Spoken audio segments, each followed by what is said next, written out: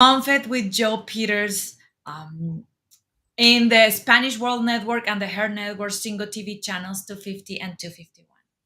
Please remember to download the Single TV app in the respective app stores in iOS and Android devices. While you are downloading, make sure that you rate the app. The app is free. Single TV is available in Google Chromecast, Amazon Fire, Fire TV, Roku, and all Roku sticks in all smart TVs since 2016 and in all your computers. Today, I am super excited to have Jessica here. I cannot promise that I will not get emotional at one point in the episode because Jessica Jessica Miller is a myofunctional therapist and registered massage therapist. And she has a specialized training in manual osteopath and craniosacral therapy. She's on a mission to support whole body health and family health by supporting oral, motor health, and airway. And some of you mamas are saying, what is oral motor health and airway? And we're going to learn a little bit more of that. But that is what commonly is called tongue tie, lip tie, and is a restriction in your mouth. In babies, that is what we're going to be focusing today. This type of dysfunction can show up as difficult for feeding from the breast, reflux, issues sleeping, and if it's not corrected on babies, that could move into being an adult, and in adults can be shown as jaw pain, clenching, grinding, snoring, headaches, mouth breathing. And Jessica knows all this because she handled these paths with her and some of her daughters. She navigated tongue tie treatment by herself and her daughters, and also after that with her clients. She believes that curiosity is one of the most important skills in motherhood and navigating a healthy journey. Sometimes you need to look far and wide to find the most helpful and relevant answer. So, Jessica, welcome to the show. And thank you for taking time on your busy day to actually talk with these mamas around the world about tongue tie and how can affect simple things like breastfeeding, reflux, sleep, and the infancy of a baby. So, welcome. I would love if you start with maybe telling us a little bit of your story and how this passion and mission for helping moms and babies start with you. Yeah, well, thank you so much for having me in your busy day as well. I appreciate the opportunity to be here and talk about this subject because I am so passionate about it. It's not something that I really knew anything about until I had my daughter. So I have two daughters.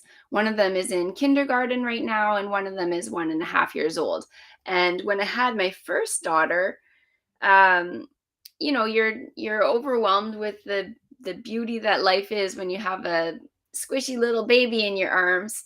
Um, but everything wasn't perfect because it was very difficult for us to nurse. Um, Nursing was something that I really wanted to do as long as possible. But it was really painful, and I didn't expect that it would be painful. I didn't expect it would be easy, but I didn't expect it to be painful, and so I really wanted to figure out how um, to solve that problem. And what I realized along the way is that it was painful for me because her latch was really shallow. Her um, and when her latch was shallow, it just was stimulating in the wrong spots. And um yeah, this happened because the mobility of her tongue was not able to have me sucked in deeper into her mouth, if that makes sense. And so she was basically kind of like chomping on the tip of my nipple the whole time. It was brutal. And often for other moms, like, I work with lots of other moms and they'll have this experience and then they start to get sores and broken skin on their nipple and they don't know why that's happening. They just think, oh, well, baby just needs to learn how to nurse. And that's that's not really the case when the mobility of the tongue is not available to nurse properly. So that was the starting point for us, and that sparked this whole passionate journey of mine to work with babies and help with airway health and oral motor. So oral motor meaning learning how to use the muscles in the face and the mouth in a coordinated and healthy way. Mhm. And thank you for that. And I resonated. I think that I was so excited when we talk about you being a guest on that show, because I experienced the same. Actually, you were a little ahead of me because you at least were not expecting breastfeeding to be easy. I did, because the only thing that I saw in social media and in shows and everything was moms with their newborns just being happy like a lettuce on breastfeeding. So I always assumed that was something natural, and because it was natural, it will be easy. And Mhm. we had issues. My issues, thank goodness, were not about my pain. My issues were about him not able to extract enough milk from my breast, so he was not gaining weight, Mhm. and my milk was not coming because he was not pulling it out. And I actually remember the same thing of like, it should not be this hard. And then when I find out from somebody in my area like you that he had a tongue tie, I was so frustrated because I was like, I never even hear about this when I was pregnant. I didn't even like this was not even visible for me as something to look for. And it broke my heart because I thought how many moms in the first weeks face something like I did or you did, and either because of pain or because their baby is not gaining weight, the solution of the doctors is, oh, move it to formula, and then completely ruin their breastfeeding journey Mhm. because that diagnosis was not proper and on time. So this is a topic very, very close to my heart. Let's gonna talk a little bit about like what a tongue tie is and how it can impact babies, and then for all the mamas here that start thinking what I did wrong or what I can do to Mhm. avoid this, to actually get that peace of mind on which babies had tongue ties, and if Yeah. it's genetic, if it's not. We're going to talk a little bit about all that. Yeah, so first off, just to say, like, if you're a mom and you're feeling like you're doing it wrong, stop thinking that because momming is the hardest job in the world and we're all doing our best. And there's so much to know out there. And how can we possibly know it all? So, whatever you're doing right now, you're doing your best, and that is good enough. Um, and so, in this world, it's very exciting that we have the opportunity to learn more. And so, let's talk about what tongue tie is so that if you had a hard time breastfeeding your baby, or you have a friend or somebody in your world that you want to help them out, this information might be relevant. So when we talk about tongue tie, there's a piece of tissue called the frenulum, which is under the tongue. Everyone has it. It's normal. And so it's that little piece of tissue under the tongue. And what's different from person to person is where it attaches on the tongue. So, how far forward or how far back, and then where it attaches to the floor of the mouth. Again, how far forward, how far back, and how long is that tissue, and what is the elasticity and pliability of that tissue. And so, those are things that are different from person to person, because genetic variation is a beautiful thing. But what happens in normal swallowing, sorry, let's talk about normal resting position for the tongue. The tongue, when we're not talking, when we're just at rest, sleeping even, it should always be all the way up on the roof of the mouth at rest. This is normal, but for many people, we don't have this as our normal experience. And you don't know that something is not normal because you don't think to talk about where is your tongue resting. It's not the common conversation. Thinking about your tongue, where it is, how it's moving, is not a common conversation, or something that we spend a lot of time thinking about. So we just think, okay, well, this is my body and it's normal. But if it's resting on the floor of the mouth, which you can tell easily with babies, if your baby is sleeping, you can just open up their mouth and see if their tongue is up like that. That's a really good thing. If it's not, it makes you put up a little alarm bell. Why is my baby's tongue not in the normal, healthy, physiological resting position? Well, he's resting. And so with tongue tie, for those babies or adults, because a lot of adults have it untreated. I had it untreated in myself until I was 38 years old. The tissue is either too short or attached too far forward so that the tongue is not able to rest on the roof of the mouth. You're not able to have a healthy and normal swallowing pattern, which healthy and normal swallowing pattern is fully on the roof of the mouth. When you have a dysfunctional swallowing pattern, you end up pushing your tongue against your teeth, either in the front or on the sides or in between the space between the teeth, top and bottom, to initiate a swallow. So the tongue ends up pushing forward instead of having a vertical wave. So that's a lot of information to unpack there. But just to say that there is a normal, healthy way of resting position for the tongue, and there is a healthy way of swallowing. And that's what I look for in the people that I work with, to help either, the early life experience of mom bonding with baby, or later on in life when other symptoms start to crop up, like jaw pain or neck pain, those kinds of things. And I love that because a couple of things that I want everybody to understand is, and this is what is so important to have knowledge on people like Jessica and go and be addressed. And one thing that I learned in my own experience is I love and respect pediatricians. Pediatricians are not completely trained to diagnose a tongue tie and a lip tie. It needs to be a dentist, ETN, a person that had training on that. Why I'm telling you that, Mama? Because if you hear Jessica and you, for example, I never thought about the sleeping, but one of the things that I've noticed with my baby is when he was crying, he will be open mouth crying, and his little tongue was not able to reach. Like you can see that his little tongue was holding back.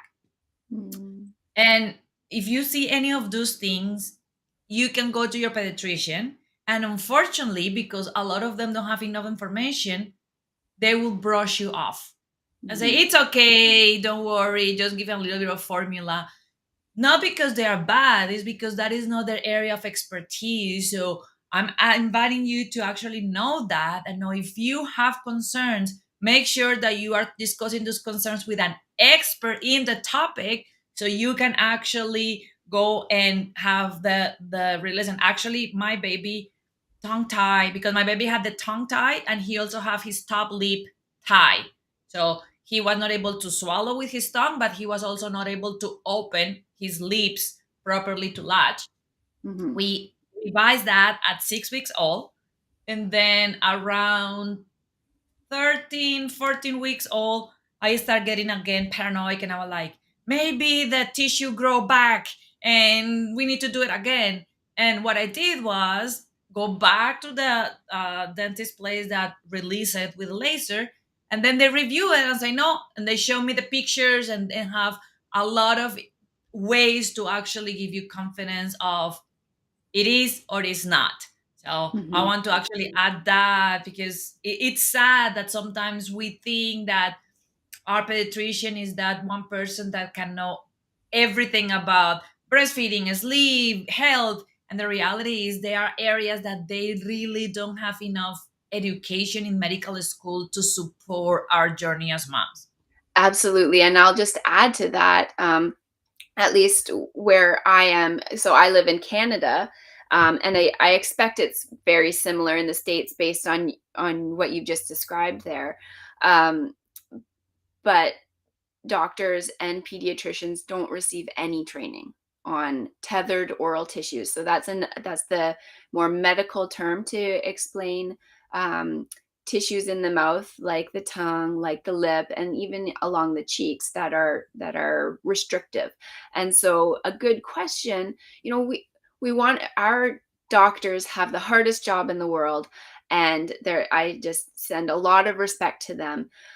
At the same time, I just want to make sure that families who are asking these important questions and they're in a vulnerable time in their life are getting the answers that they need from the person that they need. So, if you are going to your doctor or your pediatrician and you're asking for advice on this topic, I urge you to ask them first, what continuing education did you take on the topic of tethered oral tissues?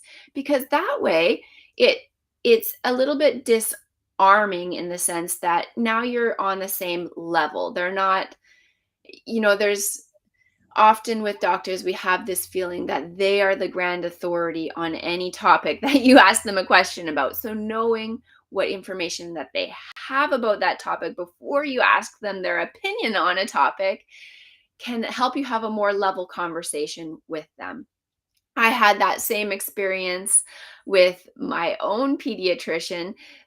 So in Canada, babies don't just have a pediatrician. You only get a pediatrician if there's a problem, and then you get referred on to a pediatrician. And I asked her, I didn't think to ask what additional training do you have in tethered oral tissues, and I just asked her if she could evaluate the mouth and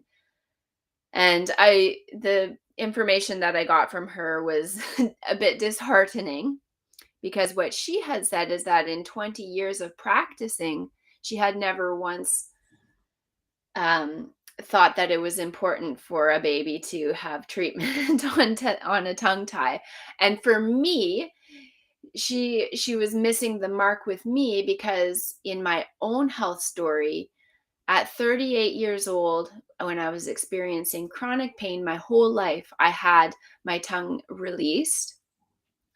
And that, especially in conjunction with all the myofunctional rehab, like all the learning how to use the tongue properly after having that release, those two things together was the most meaningful health intervention that I have ever had and resolved many of the issues that I experienced. And so for my pediatrician tell me that it was not an intervention, to me, I just knew that that was wrong.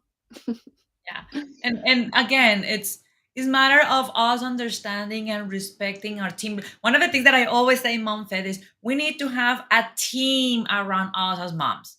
And it's Mhm, like I always make the analogy with a sports team, like and a coach that is coaching a sports team. That coach is not doing it all. That coach had a team around him. The person that is expert on legs, the person that is expert on arms, the person that is expert on offense, the person that is expert on defense. Actually, that was one of the things that fascinated me when I was learning is that I learned that the head coach is not the coach that coach the team on their offense and their defense. He actually have a coach that is expert on offense and a coach that is expert on defense. So how I mhm, like to see moms is you are the head coach. You are the head coach of your life and your journey with your baby. And then it's important that you set yourself with a team. Will that mean that one person in your team is more important than the other one? No. Dude, does that mean that you don't need a pediatrician in your team? Absolutely no. You pediatrician is one of the key team members in your team. That just means that it will be as crazy for you to only have a pediatrician as part of your team as crazy as would be for a head coach of a medal gold medal champion team to have only one support person. We mhm. I will never love do that that in a sport. analogy. So That's great. if a team said like, oh, a coach says, oh, I'm gonna fire my entire team and I'm gonna just leave my right hand, everybody will be like, what are you doing? It's the same with us as moms. So yeah, you need a pediatrician. You need somebody with experience in craniosacral and osteopathy, an expert on these things. And one of the things that I want to invite you to do that I always do in my shows is, this is my engineer mind. Proactive and preventive will take a lot from your shoulders. One thing that Jessica said, and I want to point back into that, is the fourth trimester is the most vulnerable and delicate time, I will risk to say, in your entire life as a woman. Very close to adolescence and and menopause. But matrescence, that is the fourth trimester, is because you are learning a new life. Your hormones are all the way. So my advice is connect and learn about things like tongue tie and lip tie, and make sure that you have somebody in your area like Jessica that is expert in that topic when you are pregnant. So you have them almost like is in your team, but on call in your team. So you have the connection, you have the information. If your baby come and you are breastfeeding magically amazing without pain and everything is working amazing, we are so happy for you, mama. Game on.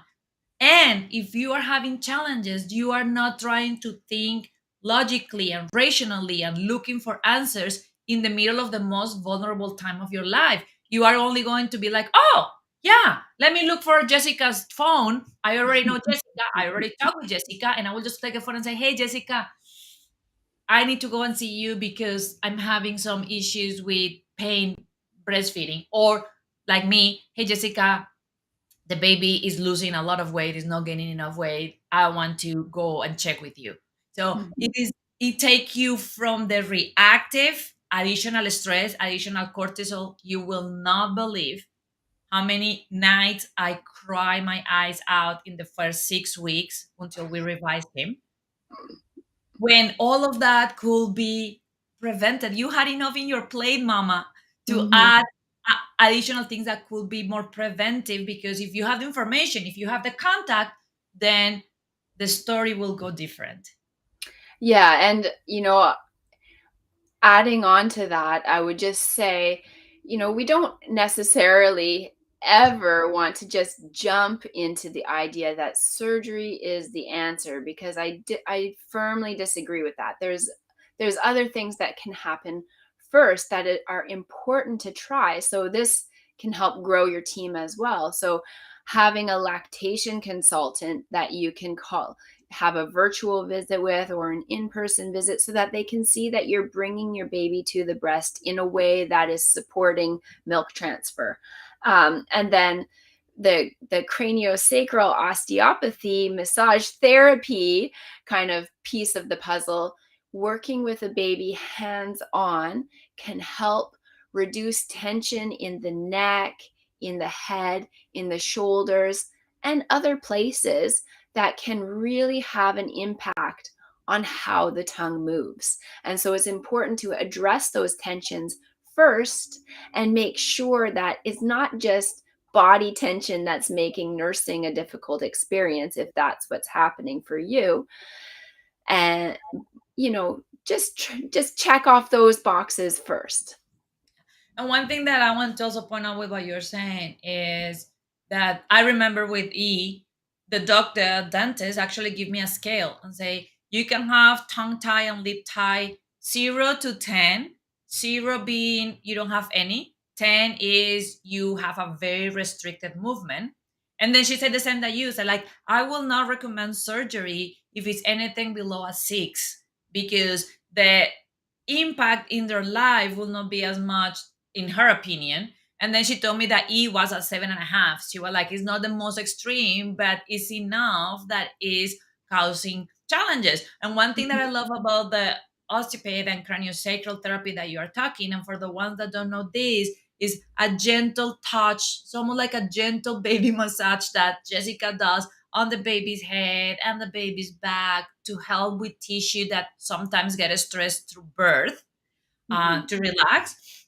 But another fascinating thing that happened with me and E is that she was telling on herself, but with babies it's the same, is after the tongue tie is released or the lip is released, they need to relearn how to suck. They need to relearn. So I will tell you my story. My baby tongue tie was released at 6 weeks, and it was not until week 16 or 18 that I really start seeing a difference on how he was feeding. Actually, I remember freaking out because of the tongue tie. When I was the first couple of weeks, he will take full 30 minutes in each breast. So I will be like almost for an hour breastfeeding him because he will do it and will not be able to suck enough milk. So I moved from almost an hour to then around 30 minutes or so. And then around 18 weeks, one day he just started nursing for like 5 minutes, 4 minutes each breast.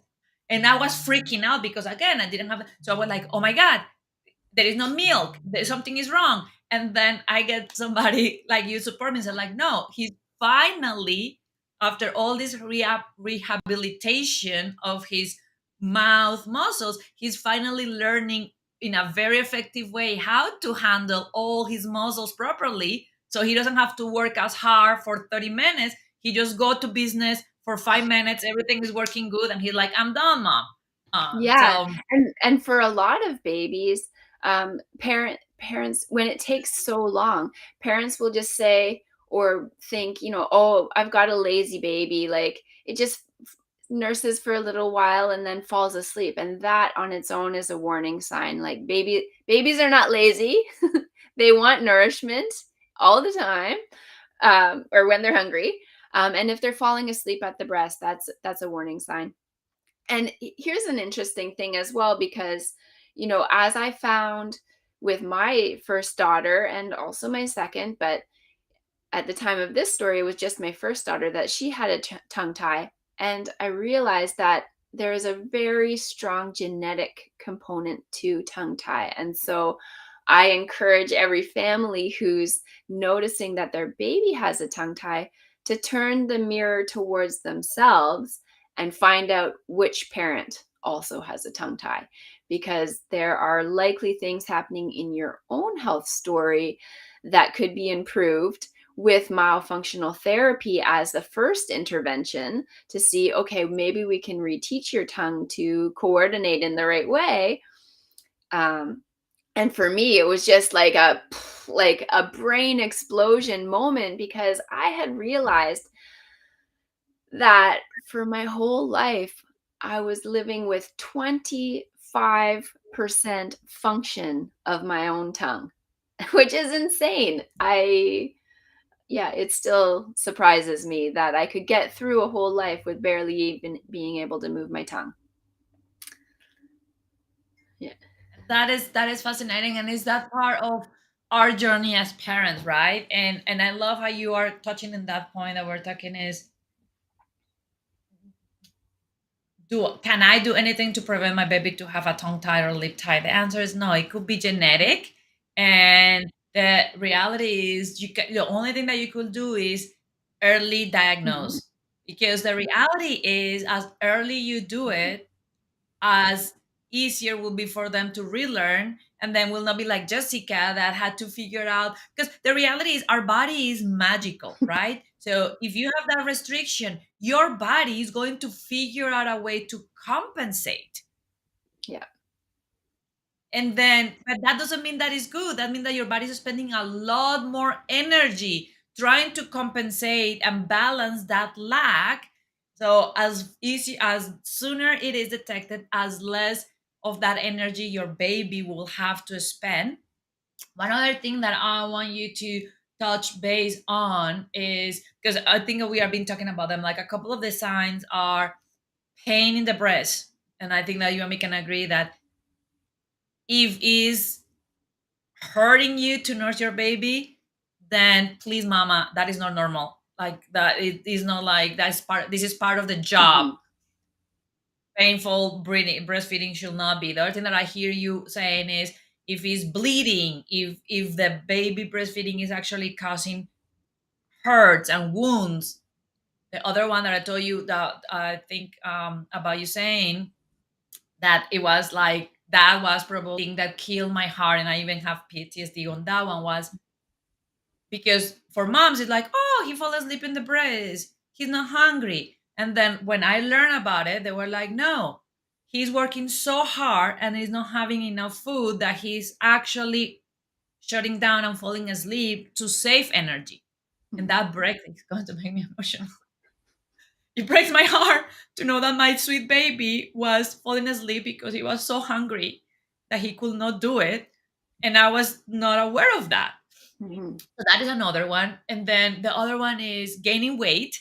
If your baby is not gaining weight in the way that it should, so thing that does for And that last, yeah, so that's 4, and there's a few more, and I can go over some of them, but that last one that you just mentioned, the not gaining weight, that one, our our support team usually catches that one a little bit more easily. But then there are the babies who don't have a problem gaining weight because mom has oversupply.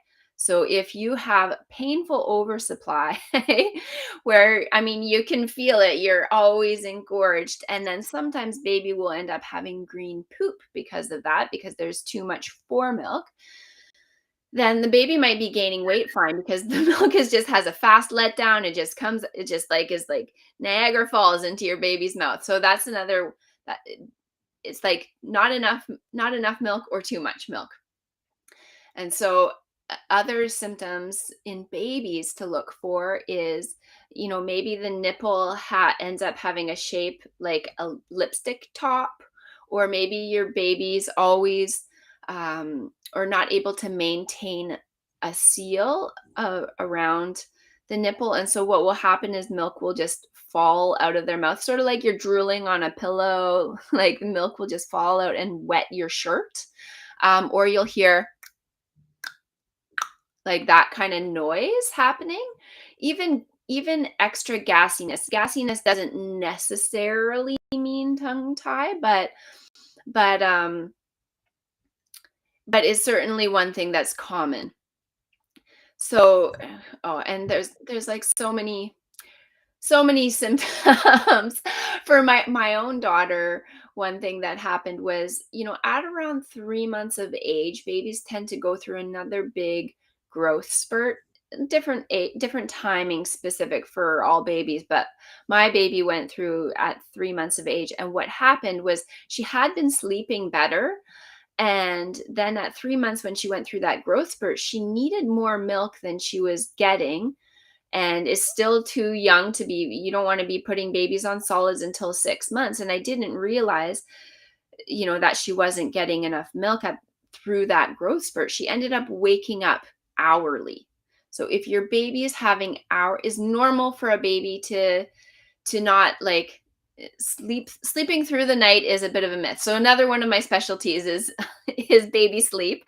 Um, because I dove deep into that. And sleeping through the night is a bit of a myth. It's very, very normal for a baby to wake up in the night. But if they're waking up more frequently than every 2 hours, that's a red flag. You want to find out, why is that happening? and I love that point. Thank you so much for pointing that out, because that is another one that lack of understanding that is a red flag can lead you into brush it off. And I can see, bless their heart, the old generations saying, oh, your baby is just too hungry, you're not having enough milk, put some cereal in the bottle, or give them some formula and some rice, whatever, in the bottle to make them feel throughout the night. And then first, if you are hearing this around the world, I respect your traditions and your culture. Scientifically, it's been proved that that is a choking hazard for a baby. So if at this point you still are having somebody telling you that, please do your own research, because it's being proved that that tradition and that approach that was happening 40, 50 years ago is actually not safe for babies.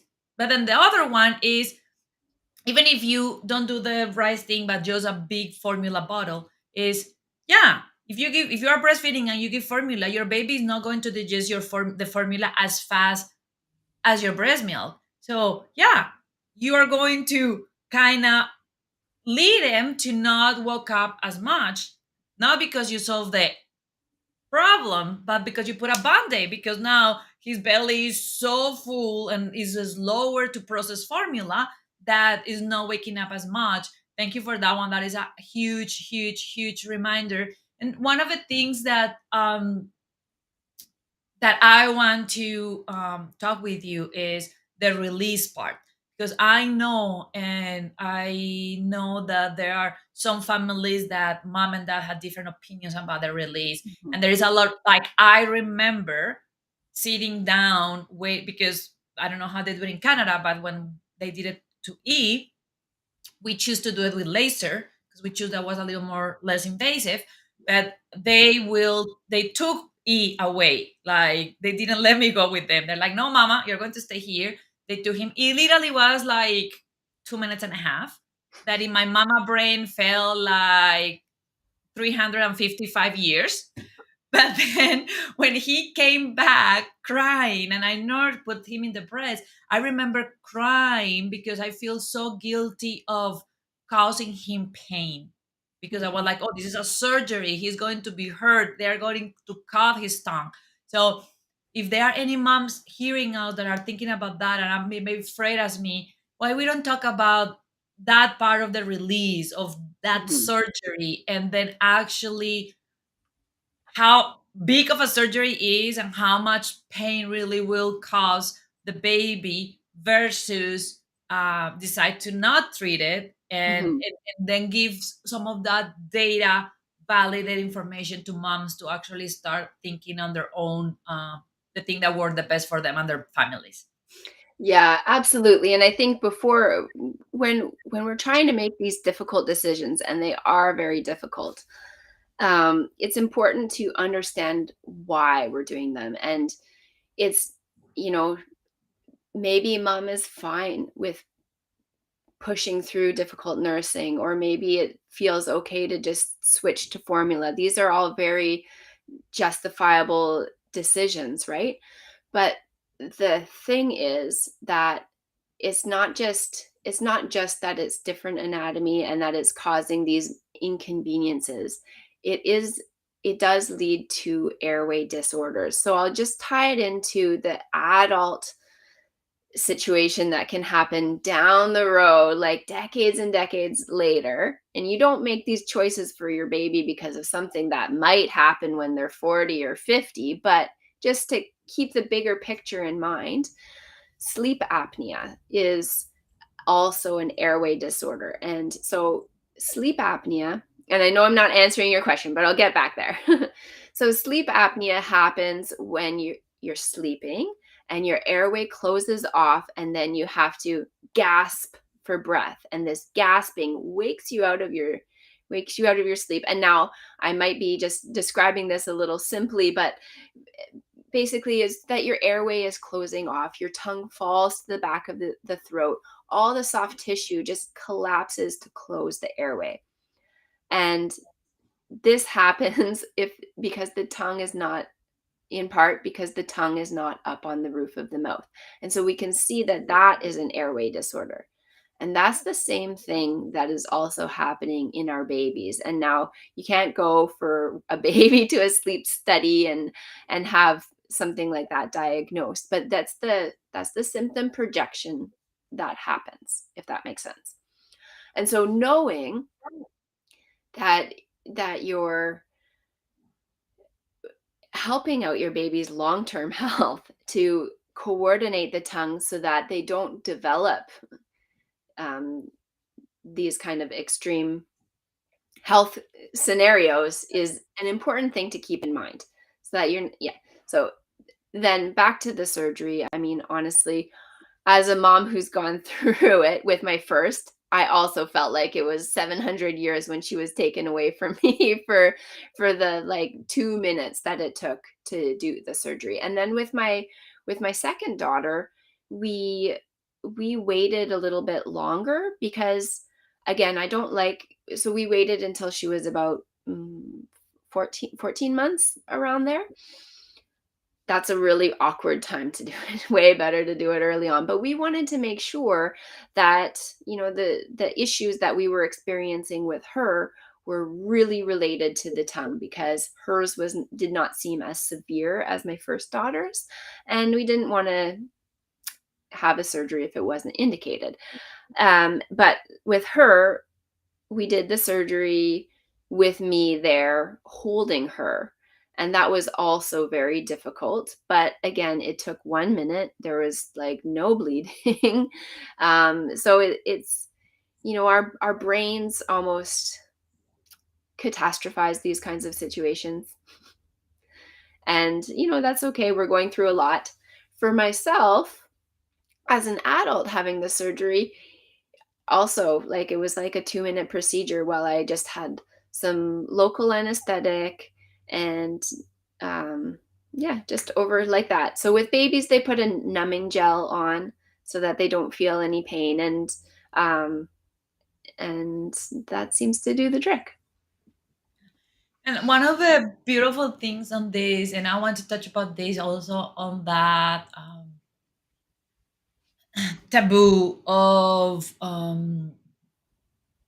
everybody giving you their own opinion, right? So Jessica has been telling you all the symptoms.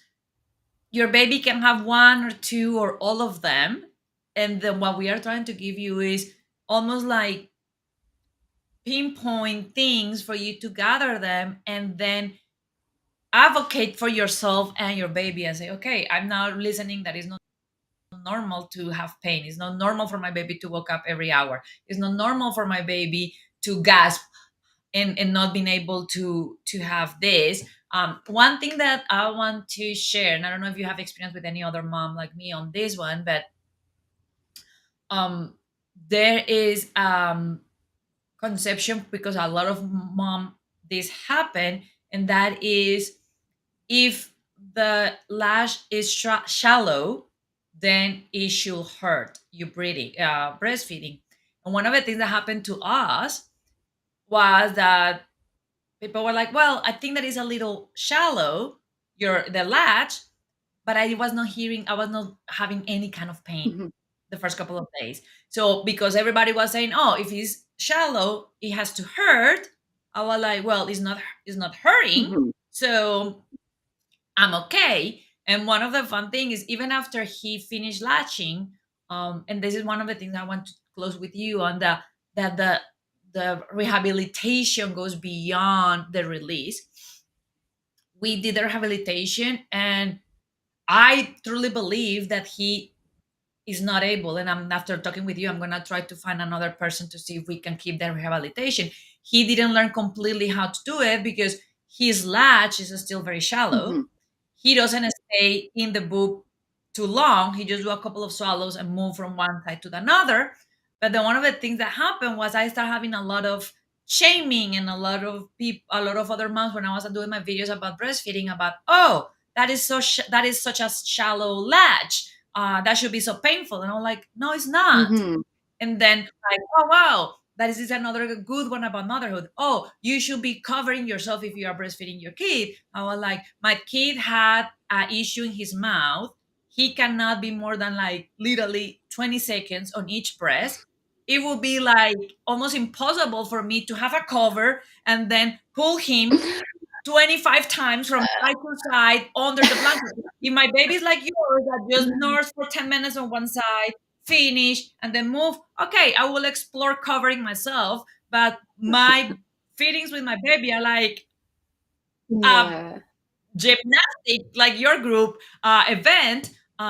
So that is another one on I want to talk with you as we start closing up on you talking about that, like what is happening after the surgery Mhm. and how moms can keep following into knowing that the muscles get completely rehabilitated, keep rehabilitation of the muscles is being completely done and properly. Yeah, absolutely.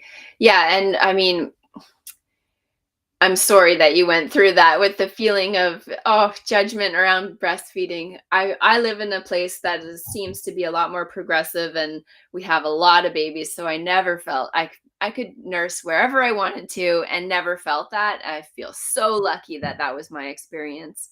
But there does seem to be a lot of mom judgment out there, and I think part of it boils down to the vulnerable state that we're in. If we're not rooted in knowing that this is what we value for our family and this is just what I'm going to do, that that feeling of judgment can penetrate so much more easily. And so rehabilitation afterwards. So it's a spectrum of care. And so after if you're if we're working with a baby after the surgery, we always want to be making sure that we're doing aftercare, wound care. And this is who you would talk with your release provider about what this is like. But it involves, when we're thinking about function of the tongue, and the tongue moves in a wave-like pattern and has to reach the roof of the mouth for normal swallowing. So we need to have that vertical dimension underneath the tongue. And so that's what we're trying to achieve with the release. This is a functional release, right? So we want to be able to, the aftercare involves opening that wound every 4 hours. There's different advice out there about how frequently it should be, but so that we maintain growth, the scarring in that vertical dimension, because there's something called wound contracture. So if under the tongue, this was where the wound is from a laser or scissors and suture, or just a scissor release, when that's healing, it contracts on itself like that. So it's closing up, and we want it to contract like that in a vertical dimension. So you have to do the aftercare. And so that is very important. And then, you assess your function along the way as your baby's aging. Are they still managing well within their mouth? How does feeding go? Like, once you start introducing solids, are they able to move the food around in their mouth? And here's where you would, if they're not adjusting to solids very well, this is when you would work with a feeding specialist, who could be an occupational therapist or a speech and language pathologist who specialize in infant feeding, and just making sure that those motor skills are integrated. And then by the time they're 4 years old, that's when you can maybe start, if it's needed, start myofunctional therapy if you're noticing that they're still having issues with swallowing, or because it's a spectrum of like continued care. I don't know if I explained that well there, but mhm. No, I love it. I love it. It is that part of like that there is not an all or nothing mentality. Yeah, So I want also to close the program. I think that two main takeaways are: first, there is something called tongue tie, lip tie that can be released and revised very easy and will impact the quality of life of your child immensely as an infant and for their entire life. But then the other one that you said is it also it's clear that is a journey. So it's not like, oh, I did the surgery and then all the problems are going away. And then magically next day, everything is going to be unicorns and butterflies. mhm. It's a journey for them to actually relearn and get used to this new way of life. Yeah, Jessica, thank you so, so, so much for being here. yeah. Before we go, please share. I know that you have a free Facebook group. If any moms are wondering about these and now are like checking the boxes of all the red box, please share really quickly before we finish how they can reach out to you and your Facebook group. Absolutely. My Facebook group is called Tongue Gymnastics. Easy to remember. I would love to continue this conversation there. There's so much that we haven't talked about. I'm happy to answer your questions. Thank you so, so much, Jessica. And please check out www.spanglishworld.ca for all the news and programming. Spanglish World. Watch it, hear it, read it, Download it and leave it.